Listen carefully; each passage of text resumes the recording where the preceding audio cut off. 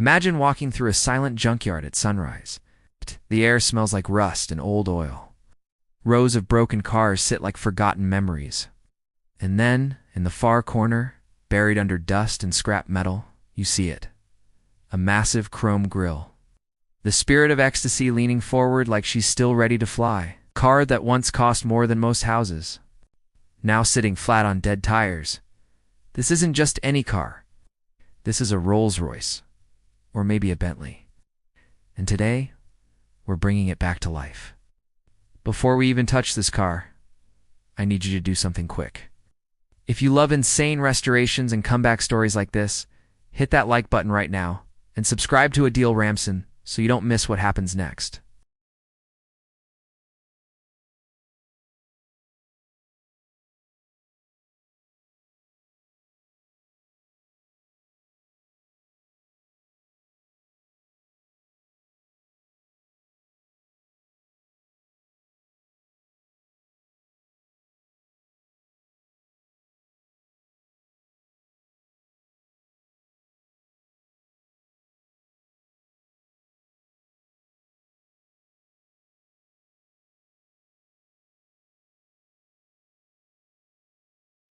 And seeing one abandoned like this just felt wrong.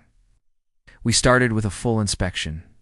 Before trying to start the engine, we checked every fluid.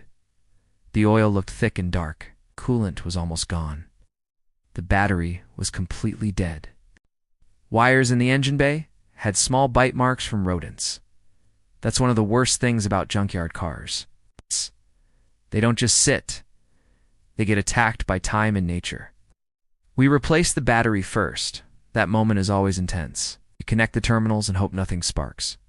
When we turned the key the first time, the dashboard flickered weakly. A few warning lights flashed, but no crank, just silence. So we checked the fuel system. Old fuel turns bad after sitting too long. It becomes thick and dirty. We drained the tank completely, cleaned the fuel lines, replaced the fuel pump, installed fresh fuel, new filters, new spark plugs, fresh oil, new coolant. Step by step, we gave the engine what it needed to breathe again. Then came the big moment. We turned the key again. This time the starter motor tried. It cranked slowly at first, then faster. The engine coughed. Once, twice, and then suddenly. Live, rough, loud, shaking. But alive. After years of silence, this luxury beast was breathing again. That sound echoed through the junkyard like a second chance. But starting the engine was just the beginning.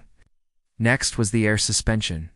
On cars like these, the suspension system keeps the ride smooth, like you're floating on clouds. But when it fails, the car sinks low and looks broken.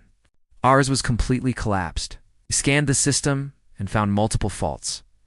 Air leaks in the lines, a failed compressor, worn-out air struts. Replacing suspension parts on a Rolls-Royce or Bentley is not cheap.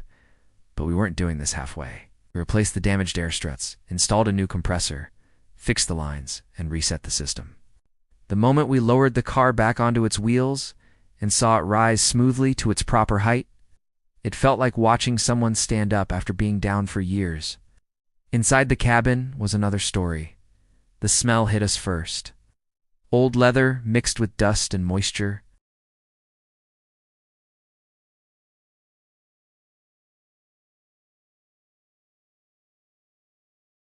We carefully removed the seats and deep-cleaned every surface. The leather was treated with conditioner to bring back softness. Some panels needed to be reupholstered completely. The wood trim was polished again until it reflected light like it used to. We replaced broken buttons, repaired the infotainment screen, and restored the steering wheel stitching. Detailing a car like this takes patience. Every tiny piece matters. Because when someone buys a Rolls-Royce or Bentley, they're not just buying speed, they're buying experience. The exterior needed serious love too. We started with a full wash to remove years of dirt. Underneath the grime, the paint still had potential. We performed paint correction, slowly polishing away scratches and oxidation. Some panels needed repainting due to rust damage.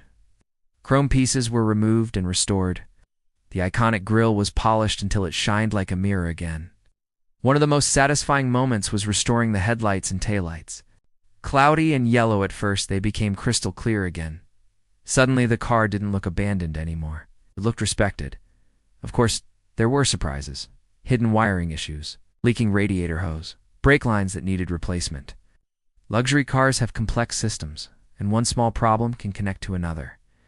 But each fix brought us closer to perfection. After weeks of work, it was finally time for the first proper drive.